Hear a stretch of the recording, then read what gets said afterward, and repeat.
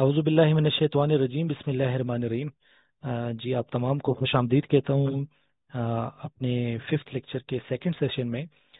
तो जी अब तक हमने जो कोग्निटिव डोमेन के बारे में पढ़ा और उसके बारे में जाना, उसके मुख्तलिफ स्टेप्स के बारे में जाना, और उसके अलावा मैंने आपको एक छोटी सी कहानी बताई और उस पे जो है मुख्तलिफ स्टूडेंट को जो है वो मेंटल कॉग्निशन की बुनियाद पे मुख्तलिफ लेवल्स करने की सिखाया। ठीक है, तो ये वो हमारे पास 6 लेवल्स थे जिसको मैंने आपको कहा कि हम बच्चों को किस उसमें तकसीम कर सकते हैं। ठीक है, तो ये स्टेप बाय स्टेप हमसे चलेगा। ये बिल्कुल लोअर होगा और ये बिल्कुल हायर होगा। ठीक है, यहाँ पे ये देखें, based on Benjamin Bloom's taxonomy 1956 revised by Anderson 1999। वो जैसे कि मैंने शुरू के स्लाइड्स में कहा कि हमारे पास जो ब्लूम्स टेक्सोनॉमी के जो इस डोमेन्स हैं जो कि नाउन्स में थे वो 1956 में जो है वो थे, और एंडरसन ने इसको रिवाइज किया था वर्ब उसमें, और वो 1999 तक थे। लेकिन कुछ बुक में 2001 भी आ रहा है। ठीक है, तो दोनों सही है। अब आप लोगों की किस्मत, अल्लाह ना करे कि जो है किसी एमसीक्यूज में पूछा जाए और उसमें 99 भी हो और 2001 भी हो, तो उस हवाले से जो है फिर काफी कंफ्यूजन हो सकती है। हम स्लाइड नंबर 18 में जाते हैं। स्लाइड नंबर 18 में देखें, यहाँ पे हमारे पास ये जो आपको नजर आ रहे हैं इसके ये डोमेन्स, जैसे मैंने आपको कहा कि हमारे पास कुछ कमजोर बच्चे होते हैं क्लास में, कुछ इस लेवल तक होते हैं कि वो अंडरस्टैंड कर सकते हैं, कुछ अप्लाई कर सकते हैं, कुछ एनालाइज कर सकते हैं, डिसीजन ले सकते हैं, कुछ जजमेंट कर सकते हैं, और कुछ बिल्कुल क्रिएशन लेवल तक जाते हैं। ठीक है, तो यहाँ पे बेंजामिन ब्लूम कह रहा है कि आपने तमाम बच्चों के लिए उसके जो क्वेश्चंस जो बनाएंगे, जो सवालात बनाएंगे, उसके शुरू में आपने ये इस तरह चीजें डालनी है ताकि वो मोटिवेट हो और मेहनत करना सीखे। मिसाल के तौर पे देखें, यहाँ पे सारे आपको जितने भी नजर आ रहे होंगे ये सारे वर्ब फॉर्म में। ठीक है, देखें, अरेंज करें, define, identify, indicate, label, list, match, ये तमाम जो है वो रिमेम्बरिंग में आता है। फिर कुछ ऐसे बच्चे होते हैं जो अंडरस्टैंड कर सकते हैं। देखें, ट्रांसलेट एंड इंटरप्रेट नॉलेज, ये इसके लिए आपने जो है उसके लिए इस तरह क्वेश्चन बनाने होंगे कि कंपेयर करें, क्लासिफाई करें, डिस्क्राइब करें, एक्सप्लेन करें। ठीक है, इसमें कुछ फिर और मजीद शार्प बच्चे होते हैं जो कि अपने नॉलेज को किसी खास जगह पे जो है वो किसी खास सिचुएशन पे जो है उसको अप्लाई कर सकें। तो उसके लिए जो आप क्वेश्चन बनाएंगे तो उसके स्टार्ट में आप इस तरह लिखेंगे, कैलकुलेट करें, कंप्लीट करें, डिमोन्स्ट्रेट करें, एग्जीक्यूट करें, इलस्ट्रेट करें, इम्प्लीमेंट करें। ठीक है, कुछ फिर इससे मजीद अच्छे बच्चे होते हैं जो एनालाइज करते हैं, मुख्तलिफ को बिल्कुल ब्रेक डाउन करते हैं। ठीक है, उसका है हमारे पास categorize, contrast, compare, criticize, debate. ठीक है, ये हो जाता है। ठीक है, फिर उसके वसीम खान प्लीज स्क्रीन पे जो है ना लिखें, स्क्रीन पे आप ना लिखें, क्यों आप स्क्रीन को जो है गंदा कर रहे हैं। जी, नेक्स्ट हमारे पास जैसे कि हमने कहा कि एनालाइज आता है। ठीक है, अब एनालाइज में हमारे पास जो बच्चे हैं वो मुख्तलिफ इंफॉर्मेशन को ब्रेक डाउन करते हैं। तो उनके लिए जो आपने क्वेश्चन बनाने होंगे वो इसकी स्टार्ट आपने इस तरह लगेगा, लेंगे आप, कैटेगराइज करें, कंट्रास्ट करें, कंपेयर करें, क्रिटिसाइज करें, डिबेट करें। ठीक है, कुछ फिर इससे मजीद हमारे जो अच्छे बच्चे हैं जो make judgement based on evidence found करते हैं, उसके लिए आपने क्वेश्चन जो बनाने होंगे, एट्रीब्यूट, असेस, चेक, कंपेयर। ठीक है, इस तरह। और लास्ट में जो हमारे पास जो तख्लीकार बच्चे होते हैं जो क्रिएशन लेवल पे होते हैं, उनके लिए जो आपने क्वेश्चन बनाने होंगे, अरेंज, कैलकुलेट, कंपोज, कंस्ट्रक्ट, इस तरह बनाने होंगे। अभी आप देखें, ये जो आपको सवालात नजर आ रहे हैं और ये नजर आ रहा है, ये देखिए सिंपल लिस्ट कर रहा है, सिंपल मैच कर रहा है, सिंपल रिकॉल कर रहा है, सिर्फ याद जो है वो इंफॉर्मेशन को रिकॉल कर रहा है। इस लेवल पे देखें वो बच्चा बिल्कुल कैलकुलेट पे जा रहा है, कंपोज पे जा रहा है, कंस्ट्रक्ट पे जा रहा है, कितना जो है बड़ा जो है उसमें देखें गैप है। ठीक है, ये वाला बच्चा क्यों इतना शार्प है, ये तमाम ये सवालात को हल कर सकता है, प्लान बना सकता है, प्रिपेयर कर सकता है, प्रोड्यूस कर सकता है। ये वाला बच्चा क्या कर सकता है, ये सिर्फ डिफाइन कर सकता है, ये सिर्फ आइडेंटिफाई कर सकता है, ये सिर्फ लेबल कर सकता है, लिस्ट कर सकता है। ठीक है, इसको समझने के बाद हमारे पास यहाँ पे कोग्निटिव डोमेन खत्म हो जाता है। अब हम आते हैं हमारे पास इफेक्टिव डोमेन जो कि हमारे फीलिंग से ताल्लुक रखता है। ठीक है, तो अब हम चलते हैं इफेक्टिव डोमेन पे। जी, इफेक्टिव डोमेन जो था वो हमारे पास डेविड रीडिंग क्रैथवॉल 1964 में जो है इसने इस पे काम किया था। इसकी डेफिनेशन है, the effective domain include the manner in which we deal with things emotionally such as feelings, values, appreciation, enthusiasm, motivations and attitudes. जज्बात के डोमेन में वो अंदाज शामिल है जिसमें हम जज्बाती तौर पर पेश आते हैं, जैसे हमारे एहसासात होते हैं, इकदार होते हैं, तारीफ, जोश, हौसला अफजाई, रवैये, हमारे तमाम जो इमोशनल बिहेवियर्स हैं वो तमाम जो है इफेक्टिव डोमेन में आते हैं। ठीक है, अब हम इसको आगे देखते हैं। ये हमारे पास इफेक्टिव डोमेन के लेवल्स हैं। ये हमारे पास लोअर लेवल्स हैं, जैसे जैसे हम जाते हैं इस तरफ हमारे पास हायर लेवल है। सबसे पहला है हमारे पास रिसीविंग, ये पहला इसका डोमेन है। फिर है हमारे पास रिस्पॉन्डिंग, ये इसका सेकंड डोमेन है। फिर आता है वैल्यूइंग, ठीक है। उसके बाद है ऑर्गेनाइजिंग, उसके बाद है इंटरनलाइजिंग। अभी आपको जो ये लेवल्स हैं, इसके जो नाम्स हैं, ठीक है, इफेक्टिव डोमेन के जो इसके जो लेवल्स हैं, ये आपको अभी आपने नाम से तो ठीक है देख लिया। अब इसको समझने के लिए बिल्कुल उसी तरह जाएंगे जैसे कि हमने कॉग्निटिव डोमेन में एक छोटी सी कहानी पढ़ के जो है उसको समझ लिया था। अब हम इसी को इसी तरह जो है समझेंगे। आते हैं अभी, ठीक है।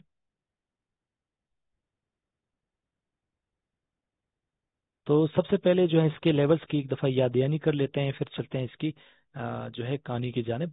सबसे पहले है इंटरनलाइजिंग, सबसे पहले है हमारे पास सॉरी रिसीविंग, ठीक है। कोई चूज, कोई जो है कोई सबक या वो कोई अहकाम, कोई जो है वो चीज जो है हम वसूल करते हैं।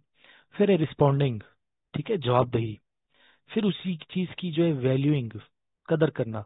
उसके बाद आता है ऑर्गेनाइजिंग, अपने आप को मुनज्जम करना। उसके बाद है इंटरनलाइजिंग, ढल जाना, ठीक है। अच्छा, इसमें चूंकि ये लैपटॉप जो है उसमें ये फॉन्ट नहीं है, तो लिहाजा ये पहला वर्ड आखिर में शो कर रहा है और आखिर वाला पहले में शो कर रहा है। तो ये इस तरह होगा, वसूल करना, जवाबदेही, कदर करना, मुनज्जम करना, ठीक है, अपना लेना, ढल जाना, ठीक है, इस तरह। ठीक है, अब ये इफेक्टिव डोमेन को अभी आप ये याद रखें कि ये इसके 5 स्टेप्स हैं। अब हम चलते हैं इसको समझने की कोशिश करते हैं कि ये क्या है। ठीक है, अब देखें।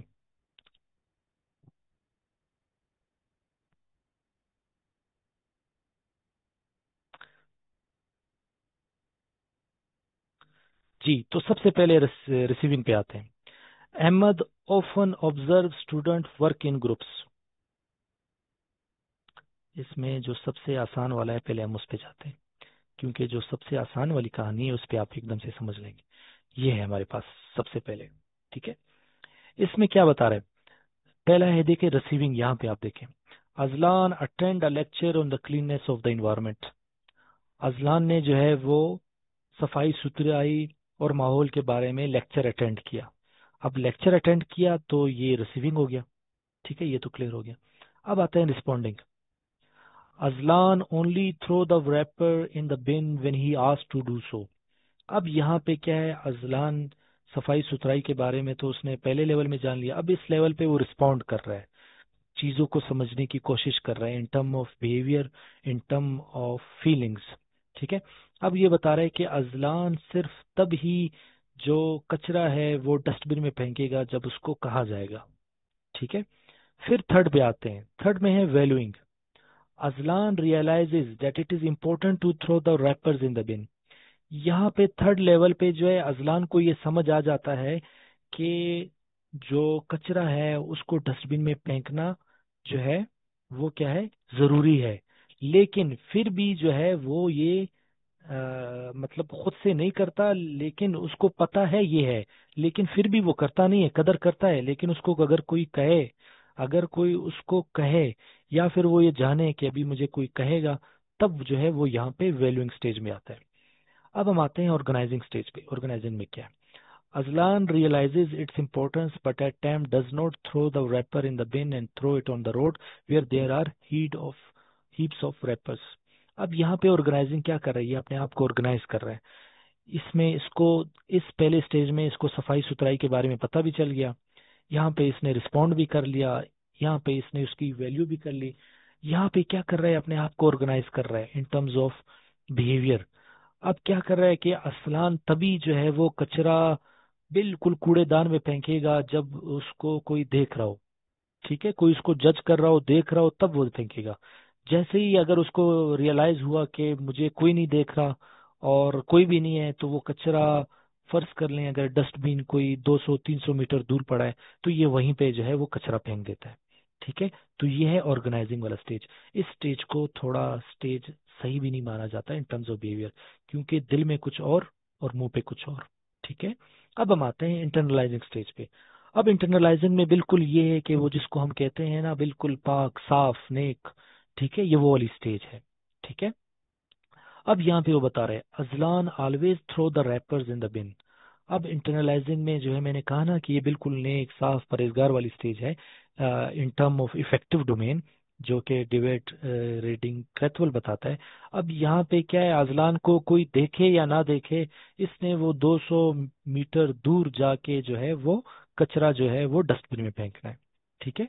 तो ये हमारे पास इफेक्टिव डोमेन की, ये हमारे पास इस तरह जो है वो मुख्तलिफ लेवल्स होते हैं।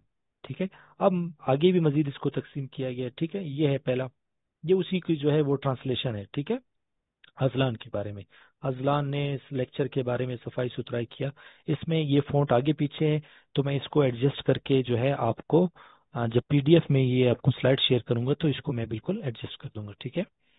स्लाइड नंबर 24 पे आते हैं। ये 24 भी हमारे पास जो है उसी तरह ये आपका होम टास्क है। एक मैंने आपको बता दिया, एक ये टास्क है, इसको आप समझे। अगर कोई भी कंफ्यूजन होती है तो आप मुझे जो है वो व्हाट्सएप ग्रुप में या फिर इनबॉक्स में आप पूछ सकते हैं कि इसके बारे में मैं आपकी कंफ्यूजन क्लियर कर दूंगा। ठीक है। फिर इसके बाद एक और स्टेज है, ये हमारे पास, इसको चलें जो स्लाइड नंबर 24 है उसका ये आपका होमवर्क हो जाएगा। आप मुझे इसके बारे में बताएंगे। स्लाइड नंबर 25 जो है मैं आपको बताता हूँ। अब ये भी उसी तरह है। ठीक है। अब हम इफेक्टिव डोमेन पढ़ रहे हैं, जैसे मैंने आपको कहा इसमें हमारी feelings, behaviour, emotion, jealousy, love, hate, किसी का ख्याल करना, ठीक है, ये सब कुछ आता है। अब आता है पहला इसमें रिसीविंग। रिसीविंग क्या है, Sara observe her classmate coming to school in neat uniform. Sara देखती है कि इसके तमाम जो सहेलियां हैं या क्लास वाले हैं वो साफ यूनिफॉर्म में आ रहे हैं। रिसीव तो इसने कर लिया, सारा को पता चल गया कि जो है उसने एक चीज नोट कर ली कि तमाम मेरी सहेलियां नीट यूनिफॉर्म में आ रही हैं। अब रिस्पोंड की बारी आती है, रिस्पोंडिंग की। सारा wears neat uniform on the days when she has been specifically told by the teacher। अब क्या है कि सारा सिर्फ उन दिनों में साफ कपड़े पहन के आती है जब उसे कहा जाता है कि आज जो है इंस्पेक्शन होने वाला है, या फिर आज जो है वो कोई टीम विजिट कर रही है, या फिर आज कोई जो है कोई और प्रोग्राम होने वाला है। लेकिन रिस्पॉन्ड तो कर रही है, लेकिन फिर भी उसको टीचर कह रही है, खुद नहीं कर रही है, फिर भी टीचर के कहने पे कर रही है। उसने रिसीव तो कर लिया कि अच्छे कपड़े पहनने चाहिए। रिस्पोंडिंग में ये है कि जब उसको कहा जाता है तब वो मानती है, खुद से नहीं मानती है। ठीक है। फिर खुद से वाली स्टेज वाली नहीं है, यहाँ पे आ जाती है, उसको हम बाद में डिस्कस करेंगे। अब आती है third. Sara realizes the importance of coming in neat uniform to school and try to do so. यहाँ पे वो रियलाइज करती है कि जो है मुझे यहाँ पे नीट यूनिफॉर्म के साथ आना चाहिए और मुझे कोशिश करना चाहिए कि मैं नीट यूनिफॉर्म में आऊँ। ठीक है। अब यहाँ पे आते हैं ऑर्गेनाइजिंग। ये वो स्टेज है जिसको मैंने आपको कहा था कि इसको सही नहीं माना जाता है, क्योंकि इसमें पर्सनैलिटी को आप ऑर्गेनाइज करते हैं माहौल के एतबार से। ठीक है। तो सिचुएशन के हिसाब से Sara definitely wear neat uniform most of the days to school, but specially dress neatly on the days when there is inspection at school. यहाँ पे वो बता रहे कि सारा तो ठीक है साफ कपड़े पहनती है ज्यादातर दिन, फिर भी वो कह रहे हैं कि तमाम दिन नहीं, कि मतलब वो रेगुलरली जो है वो नीट कपड़े पहनती है। वो कह रही है कि अक्सर अक्सर in most of the days वो नीट यूनिफॉर्म पहनती है, लेकिन जब इंस्पेक्शन हो तो फिर ज्यादा नीट कपड़े पहनती है। देखें वो मैंने कहा ना कि ऑर्गेनाइजिंग एक ऐसा स्टेज है कि दिल पे कुछ और मुंह पे कुछ और। यहाँ पे है स्टेज जो बिल्कुल नेक साफ परहेजगार वाला स्टेज, वो ये है इंटरनलाइजिंग। यहाँ पे Sara has made it a habit to wear neat uniform to school. Sara जो है उसने अपनी आदत बना ली है कि साफ आना, इंस्पेक्शन हो या ना हो उसने साफ कपड़े पहन के आने हैं। ठीक है। कोई टीम आ रही हो या नहीं आ रही हो, इन्होंने साफ कपड़े पहन के आने हैं। ठीक है। तो यहाँ तक तो था हमारा कोग्निटिव डोमेन, जिसको इफेक्टिव डोमेन, जिसको हमने यहाँ तक समझा और उसके मुख्तलिफ 5 लेवल्स की एग्जाम्पल भी किए। ठीक है। तो यहाँ तक था हमारा इफेक्टिव डोमेन।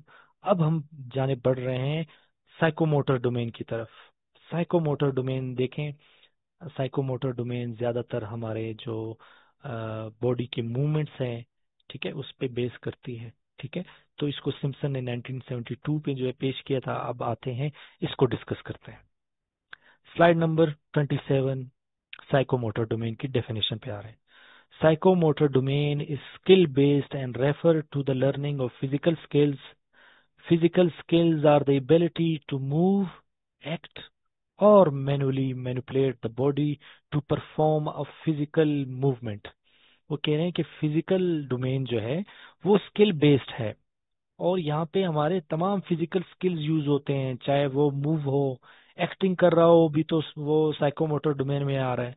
अगर मूव कर रहा है भी तो जो है जिम्नास्टिक में या किसी और गेम में, तो वो जो है साइकोमोटर डोमेन है। या फिर मैनुअली अपनी बॉडी के किसी पार्ट के, फिजिकल बॉडी को जो है वो मूव करता है।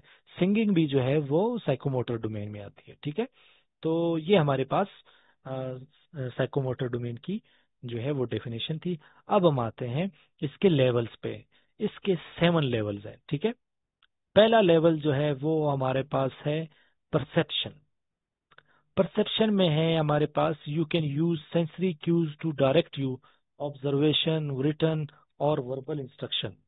ठीक है, अब यहाँ पे हमारे पास क्या है कि यहाँ पे आपको किसी चीज के बारे में बुनियादी तौर पर कुछ आइडिया होता है, कुछ ऑब्जर्वेशन होती है, कुछ ख्याल होता है। उस चीज को हम कहते हैं कि ये first level of psychomotor domain का परसेप्शन है।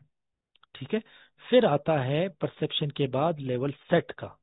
यहाँ पे ये है, you are ready to act, it is a mindset, you are prime to act. यहाँ पे क्या है कि आपको यहाँ पे जो चीजें जो है मैनेज करनी आप खुद से कर सकते हैं। ठीक है, बहुत बुनियादी तौर पे आप कर सकते हैं, बहुत बड़े लेवल पे नहीं, बहुत बुनियादी तौर पे आप इसको कर सकते हैं। ठीक है, फिर आता है हमारे पास गाइडेड रिस्पॉन्स। गाइडेड रिस्पॉन्स का मतलब ये है कि अगर कोई आपको गाइड करे तो आप वो फिजिकल एक्टिविटीज जो है कर सकते हैं। अगर आपको अगर कोई गाइड करे तो वो कर सकते हैं। The initial stages of mastering a compel skills you imitate and use trial and error. आप गलत करते हैं, आपको कोई गाइड करते हैं, आप दोबारा जो है सही करते हैं, फिर गाइड करते हैं, फिर सही करते हैं। फिर हमारे पास आता है मैकेनिज्म। ठीक है, फिर आता है हमारे पास मैकेनिज्म। मैकेनिज्म में क्या होता है कि बेसिक प्रोफिशिएंसी होती है। ठीक है, बेसिक प्रोफिशिएंसी होती है, और यहाँ पे you are beginning to form habits and have a basic medial level of mastery. यहाँ पे आप मैकेनिज्म लेवल पे ये आ जाता है कि आपको किसी चीज की गाइडेड जो गाइडेंस है वो नहीं चाहिए होती, आप खुद जो है अच्छा कर सकते हैं। पहले में देखें, यहाँ पे देखें, समझने की कोशिश करें। पहले में सिर्फ आपको उसके बारे में ख्याल था, फिर आप उस चीजों को सेट कर सकते थे, फिर उसके बारे में कोई आपको बता रहा था। यहाँ पे आपको कोई नहीं बता रहा, और आप खुद कर रहे हैं, लेकिन बेसिक चीजें कर रहे हैं। ये याद रखें, आप खुद कर रहे हैं लेकिन बेसिक चीजें कर रहे हैं। फिर हमारे पास नेक्स्ट पार्ट आता है कॉम्प्लेक्स ओवर्ट रिस्पॉन्स। यहाँ पे क्या है, जो चीजें आपने जो बेसिक सीखी होती हैं उसको आप और मजीद जो है अच्छा करते हैं। You can expertly perform complex actions with minimum wasted effort or mistakes.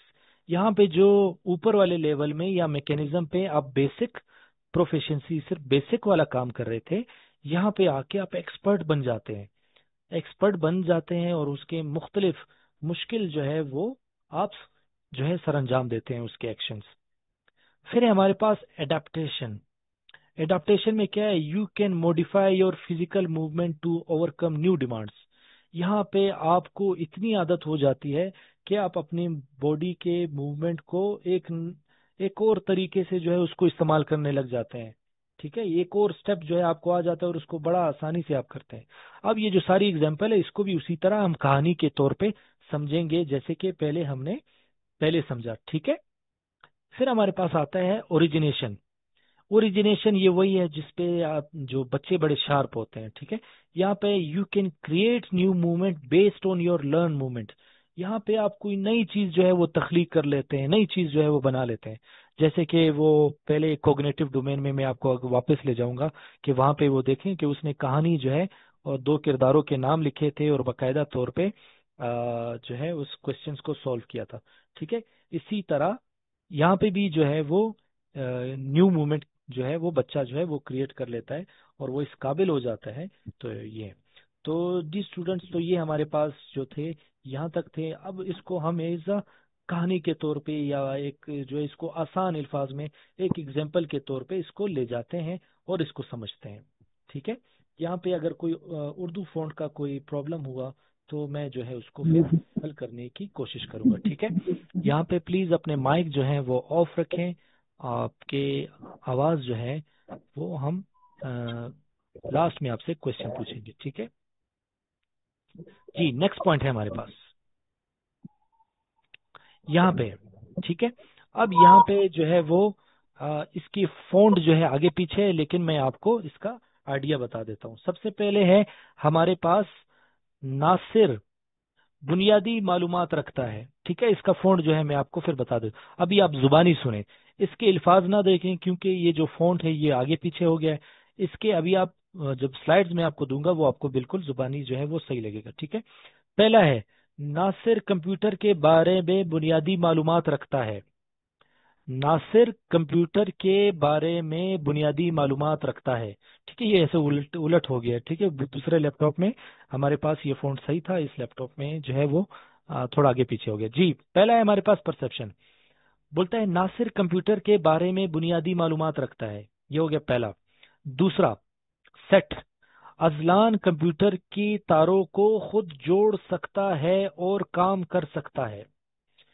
ठीक है। पहले में से बुनियादी मालूमात रखता था, यहाँ पे खुद तारों को जोड़ सकता है।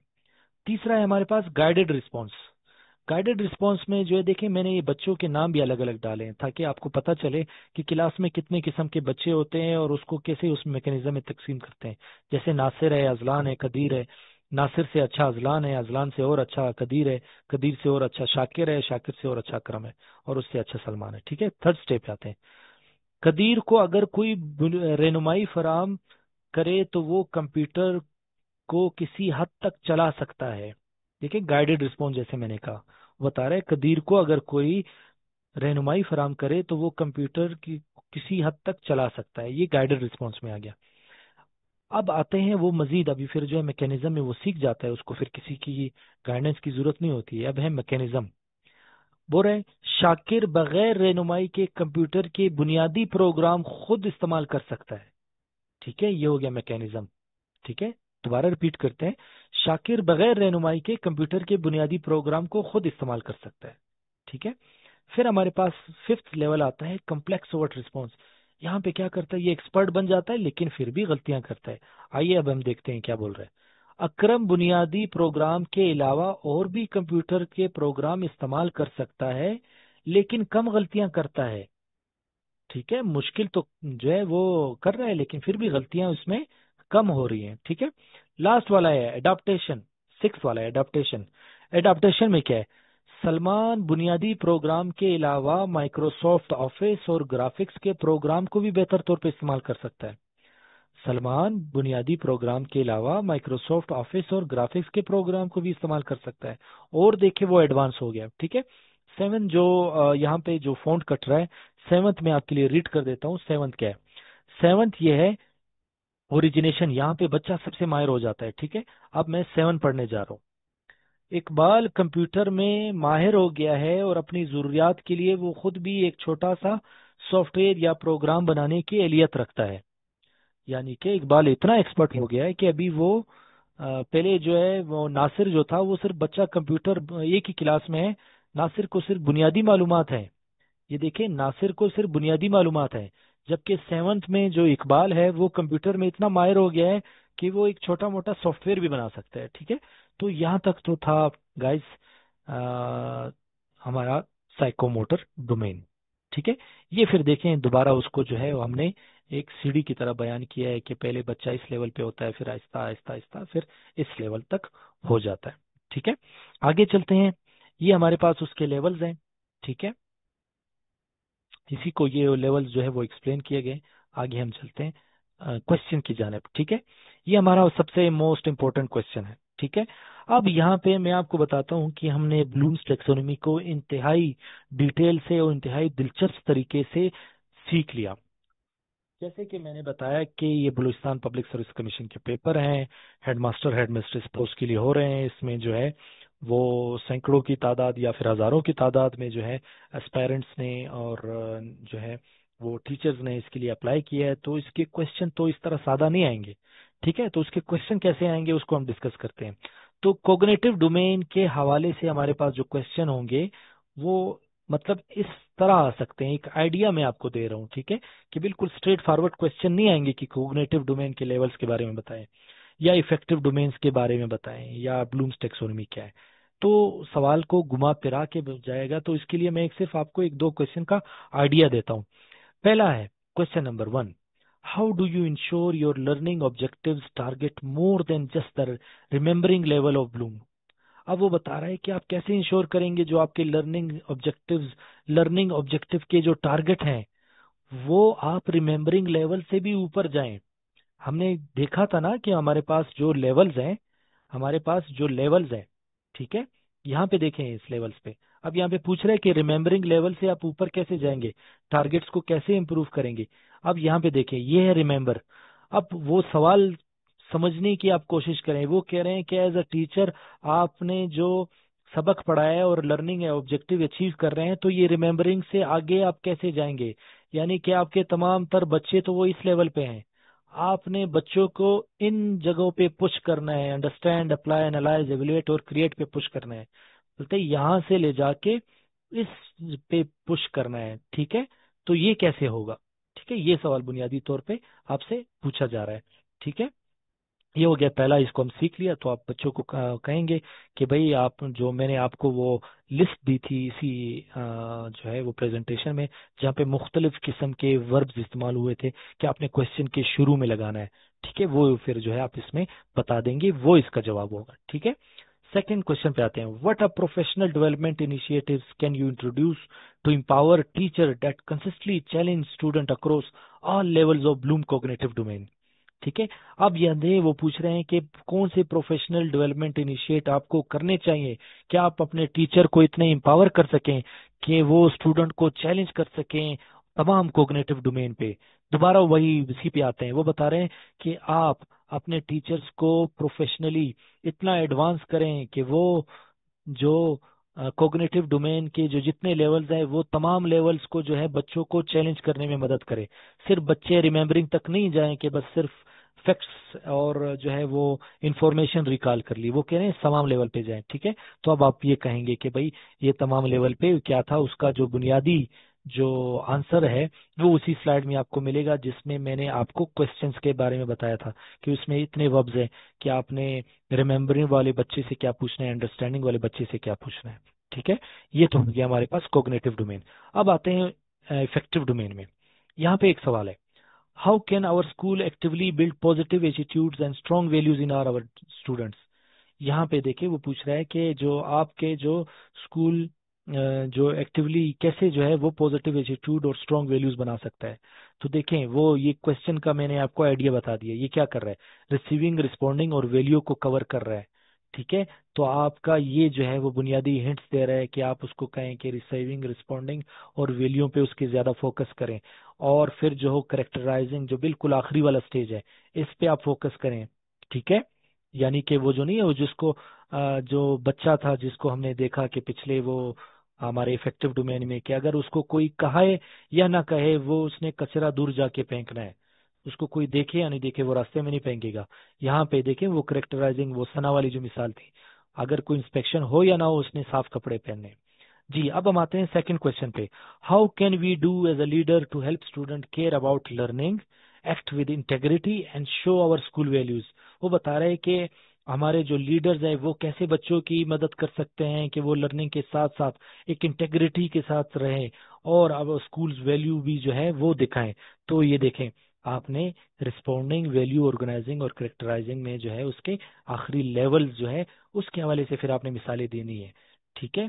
तो आपने जो जैसे वो मैंने स्लाइड में जो सना की कहानी या फिर अजलान की कहानी जो आपको बताई थी उस तरह आपने जो है वो ग्राफिकल रिप्रेजेंट क्या इसके इसी तरह इंफॉर्मेशन जो है वो करके आपने इसको बताना है, ठीक है। ये हो गया स्लाइड नंबर 3। अब हम आते हैं साइकोमोटर डोमेन में हमारे पास कैसे क्वेश्चन आ सकते हैं। साइकोमोटर डोमेन में। Question number one: How would you promote awareness among parents in Quetta about the importance of psychomotor skill development for their children, overall academic and personal growth? यहाँ पे वो बता रहे हैं कि आप कैसे जो है वो वालदेन में, क्वेटा सिटी के वालदेन में जो है वो अवेयरनेस पैदा करेंगे कि साइकोमोटर स्किल की अहमियत और इसके डेवलपमेंट बच्चों के लिए जो एकेडमिक है उसके लिए भी अच्छी है और पर्सनल ग्रोथ के लिए अच्छी है। ठीक है, तो इसके लिए आप उसको कहेंगे कि भाई फिजिकल स्किल्स जो है वो बहुत ज़रूरी है। जैसे स्कूल में मुख्तलिफ किस्म की को करिकुलर एक्टिविटीज़ होती हैं, उसमें बॉडी मूवमेंट्स जो है वो यूज़ होती हैं, उसमें बच्चे का माइंड फ्रेश हो जाता है।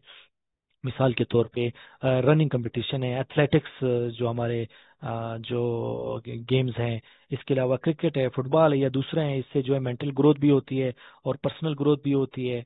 ठीक है, और हमारा जो इमोशनल बिहेवियर है वो भी इम्प्रूव हो जाता है। तो ये आप उसको फिर इस तरह जो है उनके तमाम जो 7th लेवल्स है उसको आप फिर इस तरह एक्सप्लेन करेंगे। ठीक है, नेक्स्ट पे हम आते हैं। नेक्स्ट क्वेश्चन आपका इस तरह आ सकता है साइकोमोटर डोमेन के हवाले से। How would you ensure that students with varying levels of physical abilities are appropriately supported and challenge in developing their support psychomotor skills? वो बता रहे हैं आप कैसे इसको इंश्योर करेंगे कि जो मुख्तलिफ किस्म की फिजिकल एबिलिटीज हैं वो बिल्कुल जो है वो सही सपोर्टेड हो और चैलेंजिंग हो और साइकोमोटर्स के स्किल्स बनाने के लिए। तो यहाँ पे आप जो है अपने स्कूल के कुछ प्रोग्राम का जो है वो एग्जाम्पल दे सकते हैं। मिसाल के तौर पे अगर कोई जो है बॉयज स्कूल है उस पे आप एथलेटिक्स का एग्जाम्पल दे सकते हैं कि बिल्कुल ये बिल्कुल सपोर्ट करता है और चैलेंज भी करता है और फिजिकल स्किल्स भी उसके सही हो सकते हैं। ठीक है, आप इसके अलावा फुटबॉल के बारे में उसको बता सकते हैं। ठीक है, फुटबॉल गेम्स के हवाले से जो है आप उस लेवल्स को बता सकते हैं कि ये जो है बिल्कुल अप्रोप्रिएटली सपोर्टेड भी है और साइकोमोटर स्किल्स डेवलप करने के लिए भी। ठीक है, इस तरह आप क्वेश्चंस को अटेम्प्ट करेंगे, उस लेवल्स को इस क्वेश्चंस के में पुट करके आप इसे करेंगे। ठीक है, तो ये हमारे पास लास्ट स्लाइड थी। इसके बाद जो है हमारे पास खत्म हो जाते हैं। अब आपके जो है हम क्वेश्चंस और चैट की जानिब आएंगे। तो कोई क्वेश्चन हो तो आप चैट बॉक्स में पूछ लें, मैं वहां पे आंसर करने की कोशिश करूंगा। ठीक है, तो रिकॉर्डिंग जो है मैं सिर्फ ऑफ कर रहा हूँ क्योंकि वो चैट में हमारा टाइम लग जाएगा तो एमबी जो है वो ज़्यादा बढ़ जाएंगे। ठीक है, तो रिकॉर्डिंग जो है मैं सिर्फ स्टॉप कर रहा हूँ। तो बहुत बहुत शुक्रिया, अल्लाह हाफिज़।